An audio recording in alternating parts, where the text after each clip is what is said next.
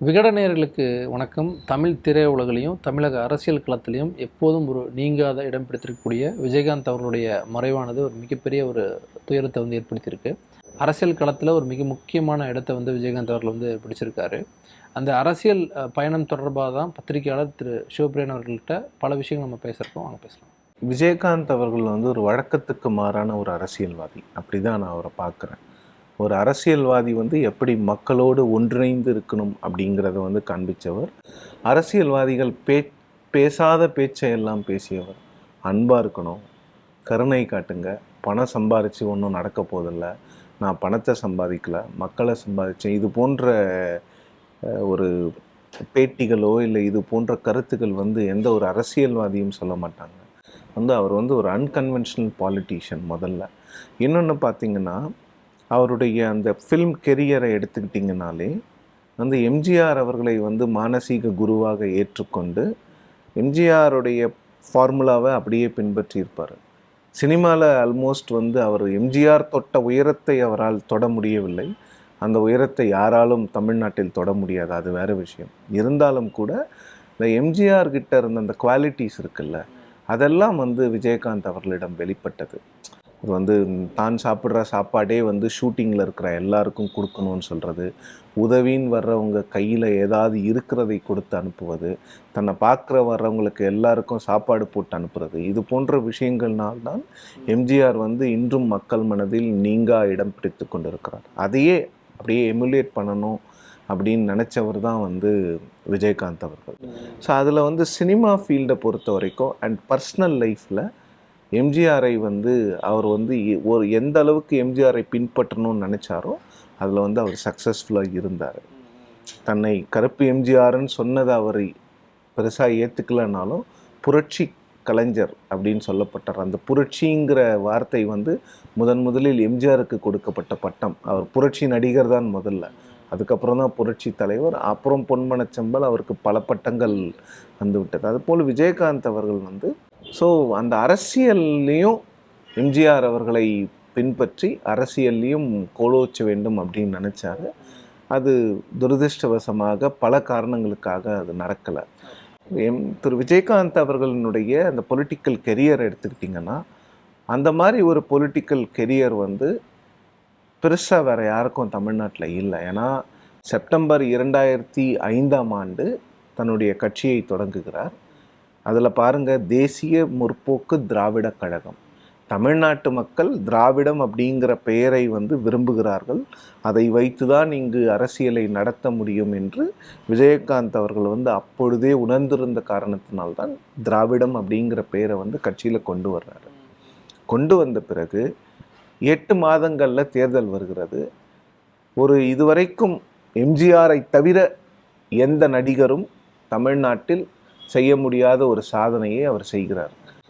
ஏன் எம்ஜிஆரை தவிரன்னு சொல்கின்றனா, சிவாஜி கணேசன் அவர்களும் தமிழகத்தின் மிகப்பெரிய நடிகர், இந்தியாவினுடைய தலை சிறந்த நடிகர் என்று போற்றப்பட்டவர். ஆனால் அவரால் அரசியலில் வெற்றி பெற முடியவில்லை.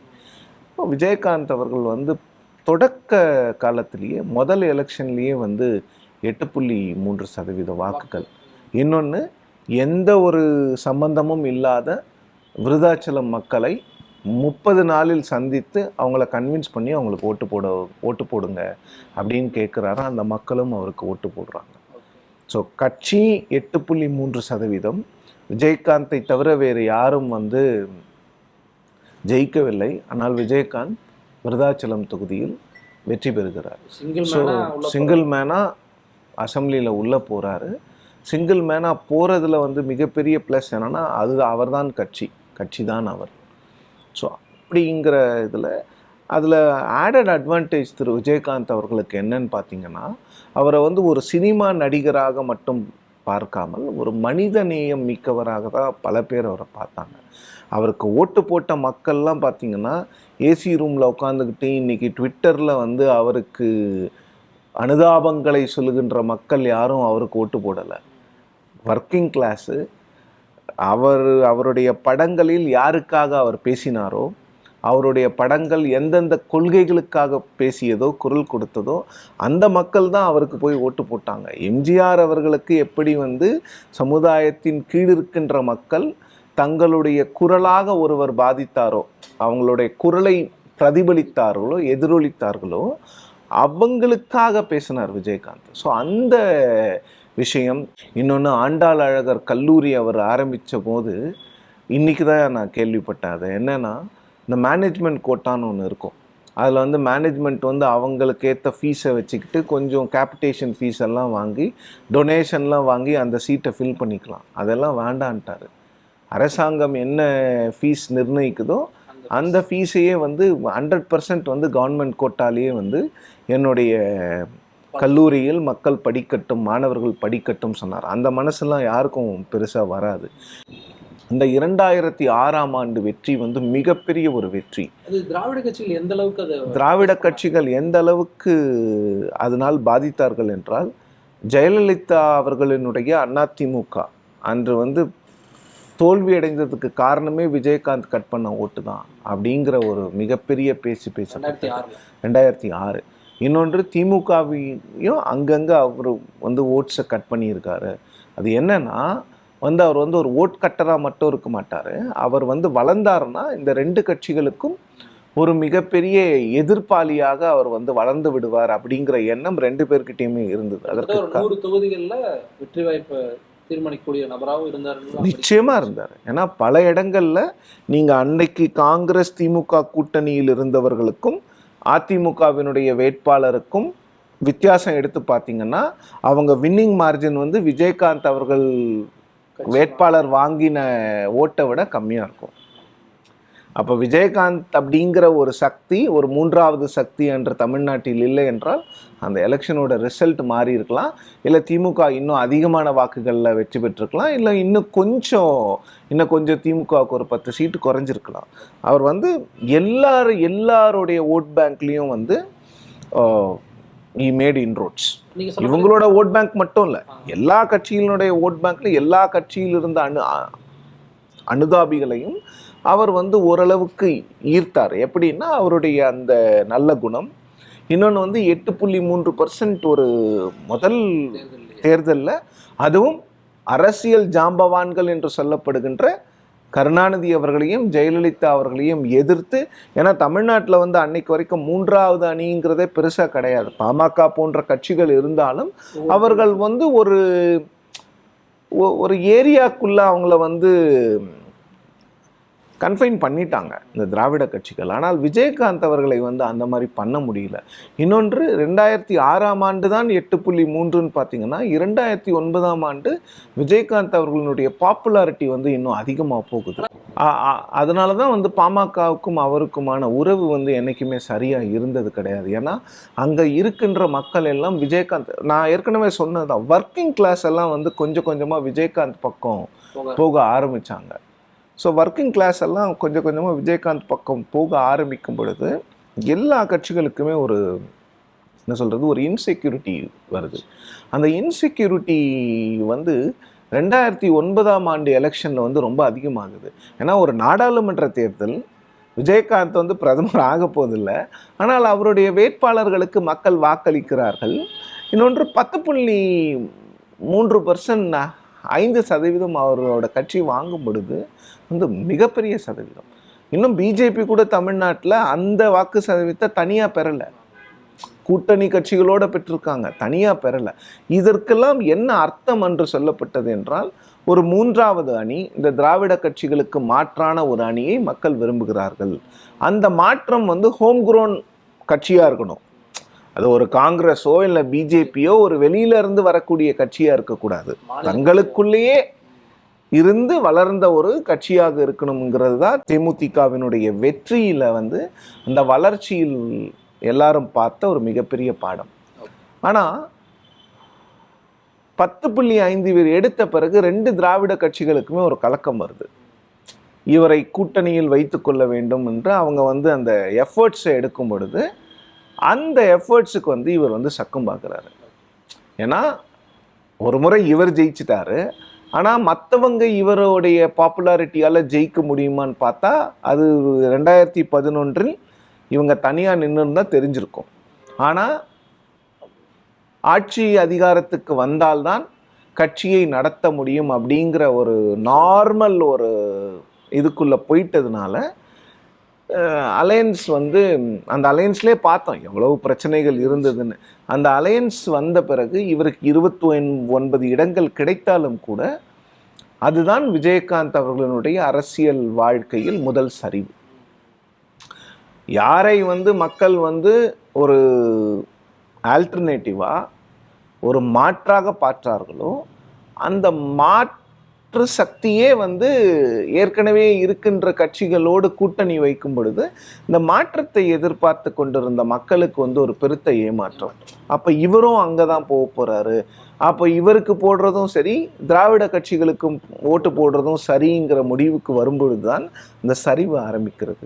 அதன் பிறகு அந்த சரிவுக்கு மிகப்பெரிய காரணம் என்னன்னு பார்த்தீங்கன்னா அவருடைய எம்எல்ஏக்களை வந்து கொஞ்சம் கொஞ்சமாக அதிமுக வந்து அபகரிக்கிறது. வார்த்தையை வந்து நான் வந்து கான்ஷியஸாக யூஸ் பண்ணுறேன். ஏன்னா தேமுதிகவிலிருந்து அவர்கள் தேர்ந்தெடுக்கப்பட்டிருக்கிறார்கள். அவர்கள் வந்து ஒவ்வொருத்தராக வந்து நாங்கள் வந்து தொகுதி பணிக்காக முதலமைச்சரை சந்திக்கிறோம் அப்படின்னு சொல்கிறதும், அதை வந்து அரசாங்கம் வந்து முதலமைச்சரை சந்திக்கலாம், தப்பில்லை, அதை வந்து ஒரு மிகப்பெரிய இஷ்யூவாக ஒவ்வொரு முறையும் அதை ப்ரெஸ் ரிலீஸில் கொடுக்கறது, இன்னொன்று வந்து ரிபெலியனை வந்து ரொம்ப ஆக்டிவாக என்கரேஜ் பண்ணுறது, இது போன்ற விஷயங்களில் அதிமுக ஈடுபட்டு கொண்டிருந்தது. அப்போ கொஞ்சம் கொஞ்சமாக அவருடைய பாப்புலாரிட்டி வந்து சரிய ஆரம்பிக்குது. அப்புறம் 2014ஆம் ஆண்டு வந்து பாஜகவோடு கூட்டணி வைக்கிறார். அப்போவே அவங்களோட டவுன்ஃபால் ஸ்டார்ட் ஆகிடுது. 5%க்கு வந்துடுறாங்க. 5%க்கு வந்துட்ட பிறகு, ஏன்னா குறைந்தபட்ச சீட்டில் தான் போட்டிடுறாங்க. இந்த கூட்டணியில் போட்டிடுறதுனுடைய பிரச்சனைகள் இதுதான். ஏன்னா உங்களுக்கு வந்து கம்மியான சீட் வரும். 2006ஆம் ஆண்டும் சரி 2009ஆம் ஆண்டும் சரி எல்லா தொகுதிகளிலும் போட்டியிடும் போது உங்களோட பர்சன்டேஜ் அதிகமாகுது. 2014ஆம் ஆண்டு வேறு வழி இல்லாமல் 2 திராவிட கட்சிகளோடு கூட்டணி வைக்க வேண்டாம் அப்படின்ற ஒரு லேட் டிசிஷன் எடுக்கிறாங்க. எடுத்த பிறகு பிஜேபியோடு போகும்போதும் அது மிகப்பெரிய அளவில் பலனளிக்கவில்லை. பாமக ஒரு இடத்திலும் பாஜக ஒரு இடத்திலும் மட்டும்தான் ஜெயிக்க முடிகிறது. ஸோ அதுக்கப்புறம் வந்து விஜயகாந்தோட ப்ராப்ளம்ஸ் வந்து இன்க்ரீஸ் தான் ஆகுது. அவர் என்னதான் சட்டமன்ற எதிர்க்கட்சி தலைவராக இருந்தாலும் சரி அந்த கட்சியை எப்படியாவது அழிக்கணும் அப்படிங்கிற ஒரு சபதம்னே சொல்லுவேன் நான். அது வந்து ஜெயலலிதா அவர்கள் வந்து எடுத்து வைத்திருந்தார்.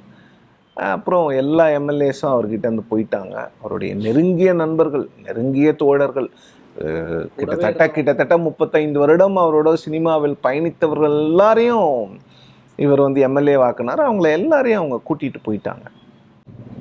2016ஆம் ஆண்டு தேர்தல் வருகிறது. திமுக ரொம்ப ஆக்டிவாக கோட் பண்ணுறாங்க. ஆனால் விஜயகாந்த் அவர்கள் வந்து திமுகவோட கூட்டணி வைப்பதற்கு வந்து கொஞ்சம் யோசிக்கிறாரு. பட் அந்த கூட்டணி நடந்திருந்தால் 2016ஆம் ஆண்டில் தேர்தல் முடிவுகள் வந்து நிச்சயமாக மாறி இருக்கும். அந்த கூட்டணி நடக்கலை, வேற வழி இல்லை. அவரை முதலமைச்சர் கேண்டிடேட்டாக ப்ரொஜெக்ட் பண்ணி மக்கள் நல கூட்டணியோட போய் சேர்றாங்க. கிங் மேக்கரான் அதெல்லாம் வந்து வாய்ஜாலங்கள் தான். அப்போவே தெரியும் அந்த அலையன்ஸ் வந்து பெரிய அளவில் மக்களிடம் எடுபடாது அப்படின்னு சொல்லிட்டு. ஸோ அந்த இடத்துல வந்து இன்னொரு விஷயம், அந்த 2011 to 16ஆம் ஆண்டு விஜயகாந்த் அவர்கள் வந்து மீடியா கிட்ட நடந்துக்கிட்ட விதம், இன்னொன்று பார்த்திங்கன்னா அவருடைய அரசியல் செயல்பாடுகள், முக்கியமாக சட்டமன்றத்தில், இது போன்ற விஷயங்கள் வந்து மிகப்பெரிய சர்ச்சையை கிளப்பியது. இதை வந்து நாம் வந்து ரொம்ப பெருசாக பேசலனால கேண்டிடேட்ஸை கோவப்பட்டு அடிக்கிறது, இது போன்ற விஷயங்கள் வந்து அவர் செய்திருக்க வேண்டாம். ஏன்னா அதெல்லாம் வந்து it adds to perception in people. So 2016ஆம் ஆண்டு தேர்தலில் பார்த்திங்கன்னா அவருக்கு வேறு வழி இல்லை. ஏதாவது ஒரு கூட்டணியில் நின்று ஆகணுங்கும் போது அவரும் தோல்வியடையும் போது அந்த கட்சியினுடைய சரிவு வந்து ஒவ்வொரு இடத்துல கம்ப்ளீட் ஆகுது. இவ்வளோ தான், 2%க்கு அவங்க போகிறாங்க. அந்த 2.4%க்கு போகும் பொழுது அதன் பிறகு வந்து அந்த கட்சியை வளர்ப்பதற்கான சாத்தியக்கூறுகள் இருந்தது. ஆனால் விஜயகாந்த் அவர்கள் வந்து உடல்நிலை சரியில்லாத காரணத்தால் அவர் ஃபாரினுக்கு போயிட்டு ட்ரீட்மெண்ட்லாம் எடுக்கக்கூடிய சூழ்நிலையில் இங்கே கட்சியை வந்து நடத்துவதற்கு வேறு யாரும் இல்லை. அவங்க மனைவியும் அவருடைய மைத்துனர் திரு சுதீஷ் அவர்களும் என்னதான் போராடினாலும் கூட மக்கள் வாக்களித்தது இல்லை, மக்கள் வந்து தேமுதிகவை ஃபேஸாக பார்த்தது வந்து விஜயகாந்தை தான். ஸோ அதனால் வந்து 2016ஆம் ஆண்டுக்கு பிறகு அந்த கட்சியை வளர்ப்பதற்கான எந்த ஒரு முயற்சியும் வந்து எடுபடவில்லை. 19ஆம் ஆண்டு பிஜேபியோட மீண்டும் கூட்டணி வைக்கிறாங்க, 4 சீட்டு கொடுக்குறாங்க, 4மே ஜெயிக்க முடியல. ஸோ அதன் பிறகு என்ன ஆகுதுன்னா 2021ஆம் ஆண்டு அதிமுக வந்து தெளிவுபடுத்திடுறாங்க. அவங்களுக்கு இவ்வளவு சீட்டெல்லாம் கொடுக்க முடியாது, அவர்களுக்கு வந்து இவ்வளவு சீட்டுகளை ஜெயிப்பதற்கு அவங்களுக்கு வந்து சாத்தியக்கூறுகள் இல்லை, அவங்க கட்சியில் வந்து எந்த ஒரு ஓட் பேங்க்குமே இல்லை அப்படின்னு சொல்லும்போது வேற வழி இல்லாமல் அவங்க கூட்டணி விட்டு அவங்களே வெளியேறி டிடிவி தினகரன் அவர்களோடு கூட்டணி வைத்து 0.4%க்கு வராங்க. ஸோ அதுதான் அவங்களுடைய இன்னைக்கு as we speak vote bank. So இதுதான் அவருடைய அரசியல் ஜேர்னி. அவர் வந்து அந்த 2011ஆம் ஆண்டு அதிமுகவோடு கூட்டணி வைக்கவில்லை என்றால் அவருடைய அரசியல் பாதை மாறி இருப்பதற்கான வாய்ப்புகள் இருந்தது. ஏன்னா இன்னைக்கு கூட தமிழ்நாட்டில் வந்து 3வது இல்லை 4வது அணின்னு சொல்கிறவங்க எல்லாமே வைக்கிற ஒரே கோஷம் வந்து திராவிட கட்சிகளுக்கு மாற்று. அதை வந்து 2005ஆம் ஆண்டு அந்த இருபெரும் ஜாம்பவான்கள் இருக்கும் பொழுது கமல் அவர்களும் சரி, ரஜினி அவர்களும் சரி, அந்த ஜாம்பவான்கள் இருக்கும் பொழுது அரசியல் பற்றி பேசவில்லை.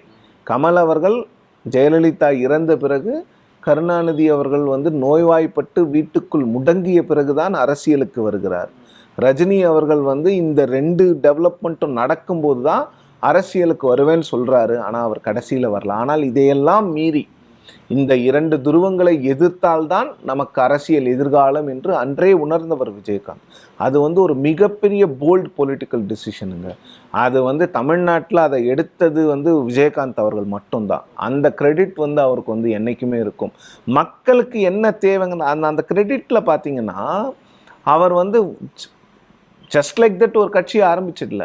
அந்த கட்சியில் இந்த மக்களுக்கான ஒரு சித்தாந்தம், இந்த மக்கள் வந்து எந்த சித்தாந்தத்தை ஏற்றுக்கொள்கிறார்கள் அப்படிங்கிறது ரொம்ப அழகாக மக்களோட பல்ஸை புரிஞ்சுக்கிட்டு திராவிடம்ங்கிற வார்த்தையை வந்து கட்சியினுடைய பேரில் கொண்டு வர்ற போதே அது வந்து மக்கள்கிட்ட வந்து ஒரு ப்ளஸ்ஸை உருவாக்கும். திராவிட கட்சிகளுக்கு மாற்று இன்னொரு திராவிட கட்சி இருந்துட்டு போட்டோமே, அந்த கட்சியும் இங்கே உருவெடுத்து தான். இவரும் தமிழர், இவரும் திரைப்பட நடிகர், தமிழ்நாட்டில் இவ்வளோ விஷயங்கள் பண்ணியிருக்காரு, இவருக்கு இவ்வளோ பெரிய செல்வாக்கு மக்கள்கிட்ட இருக்குது, அதனால் அப்படி தான் உருவாச்சு. ஆனால் விஜயகாந்த் அவர்கள் வந்து அரசியலில் இன்னும் கொஞ்ச காலம் அவருக்கு அந்த கடவுளும் கொஞ்சம் கருணையோடு இருந்து அவருக்கு வந்து அந்த உடல்நிலையெல்லாம் நல்லா இருந்திருந்தால் அவர் வந்து ஒரு மாற்றத்தை நிச்சயமாக கொண்டு வந்திருப்பார். அதில் வந்து எந்த ஒரு மாற்று கருத்துக்கும் இடமே கிடையாது. 2008ஆம் ஆண்டு அவர் வந்து டெல்லிக்கு ஒரு 3 நாள் டூர் வந்திருந்தார். அப்போ வந்து எல்லா முக்கியமான தேசிய கட்சி தலைவர்களை, இடதுசாரி தலைவர்களை, காங்கிரஸில் இருக்கக்கூடிய ஒரு சில தலைவர்களை இதெல்லாம் வந்து அவர் வந்து சந்தித்தார். அப்போ வந்து ஒரு பத்திரிகையாளர்களுக்கென்று ஒரு மதிய உணவு ஏற்பாடு செஞ்சுருந்தாங்க. அதில் வந்து ஒவ்வொரு ரிப்போர்ட்டர்கிட்டையும் வந்து அவர் வந்து ரொம்ப பர்சனலாக பேசினார். ஒவ்வொரு ரிப்போர்ட்டருக்கும் வந்து ஒரு டேபிள் இருக்கும், அந்த டேபிளில் வந்து உட்காந்து ரொம்ப நேரம் கிட்டத்தட்ட 1 மணிக்கு அந்த மீட்டிங்க்கு வந்தவர் 3:30 மணிக்கு தான் எந்திரிச்சு போனார். ஸோ அது வந்து மறக்க முடியாத ஒரு அனுபவம். ஒரு பொலிட்டிக்கல் லீடராக ரொம்ப அழகாக பேசினார். அவருடைய எல்லா கேள்விகளுக்கும் பதில் சொன்னார். டெல்லியில் இருக்கிறதுனால நாங்கள்லாம் தமிழ் பேச மாட்டோம்னு நினச்சிட்டாரு. பக்கத்தில் இருந்தவங்க டிரான்ஸ்லேட் பண்ண வரும்பொழுது நான் தமிழில் பேசும்போது இல்லை அவருக்கு தமிழ் தெரியும் போல் அப்படின்னு சொல்லிட்டு தமிழில் பேச ஆரம்பித்தார். அதன் பிறகு வந்து 2015ஆம் ஆண்டு வந்து டெல்லியில் நான் இருக்கும்பொழுது அவர் அப்போது எதிர்க்கட்சி தலைவராக இருந்தார். எதிர்க்கட்சி தலைவராக ஒரு டெலிகேஷனை வந்து ஆட்சிக்கு எதிரான ஒரு டெலிகேஷனை வந்து திமுக அதில் கலந்துக்குது. அந்த டெலிகேஷனை வந்து கூட்டிகிட்டு வந்து பிரதமரெல்லாம் பார்த்தாங்க. அப்பவும் அவரை சந்திப்பதற்கான வாய்ப்பு கிடைத்தது. அப்போ வந்து அந்த 2008 பார்த்த திரு விஜயகாந்த் அவர்களுக்கும் 2015 பார்த்த விஜயகாந்த் அவர்களுக்கும் வந்து பெரிய வித்தியாசம் இருந்தது. அப்போது உடல்நிலை வந்து அப்போவே கொஞ்சம் கஷ்டமாக தான் பேசுகிறதெல்லாம் கொஞ்சம் வந்து பேச்சுகள் புரியாத மாதிரி இருந்தது. பட் 2008 அவர் அங்கே வரும்பொழுது நிறைய விஷயங்கள் காங்கிரஸ் கட்சி வந்து அவரோட கூட்டணி வைத்து நாம் வந்து ஒரு தேர்ட் ஃப்ரண்ட் தமிழ்நாட்டில் பண்ணலாமா அப்படிங்கிற யோசனையெல்லாம் காங்கிரஸில் இருந்துச்சு. ஏன்னா அவருக்கு ஒரு 10% ஓட்டு இருக்கும்போது காங்கிரஸ்க்கு ஒரு 5-6% இருக்குது. ஸோ ஒரு 16% இன்னொரு 2-3 கட்சிகளை கொண்டு வந்து நாம் இணைச்சோம்னா நாம் ஒரு கிரெடிபிள் ஆல்டர்னேட்டிவாக டிஎம்கே ஏடிஎம்கேக்கு எமர்ஜ் ஆகலாம் அப்படிங்கிற பிளான்ஸ் எல்லாம் காங்கிரஸ் கிட்ட இருந்தது. அவர்கிட்ட கேட்ட கேள்வி என்னன்னா, நீங்கள் வந்து தமிழ்நாட்டு மக்கள் வந்து முதல்ல 8% ஓட்டு போட்டிருக்காங்க, நீங்கள் வந்து இப்படியே இந்த பாதையிலே பயணிப்பீங்களா, இல்லை வந்து கூட்டணி வச்சிருவீங்களா அப்படின்னு கேட்டதுக்கு வைக்கக்கூடாதுன்னு நினைக்கிறேன், ஆனால் காலம் பதில் சொல்லும் அப்படிங்கிற மாதிரி எனக்கு சரியாக ஞாபகம் இல்லை. கிட்டத்தட்ட 17 வருஷம் 18 வருஷம் ஆயிடுச்சு. ஸோ அப்படி ஒரு பதிலை தான் சொன்னார். அந்த பதில் வந்து எல்லாருமே பக்கத்தில் உட்காந்துட்டு இருந்தவங்க எல்லாருக்குமே வந்து ரொம்ப, அது வந்து ஒரு யதார்த்தமான ஒரு பதில். அப்படி தான் ஆசைப்படுறேன். ஆனால் 2009ஆம் ஆண்டு தேர்தலில் அவர் சொன்னதை அவர் நடத்தி காட்டினார். தனியாக தான் போட்டியிட்டார். 11ஆம் ஆண்டும் அவர் தனியாக போட்டிட்டு இருந்தார்னா ஒரு மாற்றம் வந்திருக்கலாம். ஏன்னா அன்னைக்கு வந்து இவர் கூட்டணியில் போகணுங்கிறத விட ஏடிஎம்கே கூட்டணியில் இவர் இருக்கணும்னு அதிமுக தான் அதிகமாக விரும்பியது. அப்போ எல்லாருக்குமே வந்து இவரை வந்து கோர்ட் பண்ணணும், இவரை வந்து தங்கள் கூட்டணிக்குள் கொண்டு வந்து விட வேண்டும் அப்படிங்கிற ஒரு கட்டாயம் எல்லாருக்கும் இருந்தது. அந்த கட்டாயம் இருந்ததுக்கு காரணம் இவருடைய முதல் 2 தேர்தலில் இவர் நடத்தி காட்டிய அந்த சாதனை. 8-10% வந்து தமிழ்நாட்டு அரசியலில் முதல் 2 தேர்தல்களில் ஒரு வாக்கு சதவீதம் வந்து எந்த ஒரு அரசியல் பேக்ரவுண்டும் இல்லாமல், எந்த ஒரு மிகப்பெரிய பணபலமும் இல்லாமல் வாங்குவது வந்து சாதாரண விஷயம் கிடையாது. இந்த சாதனையை நிகழ்த்து காட்டியவர் கேப்டன் விஜயகாந்த்.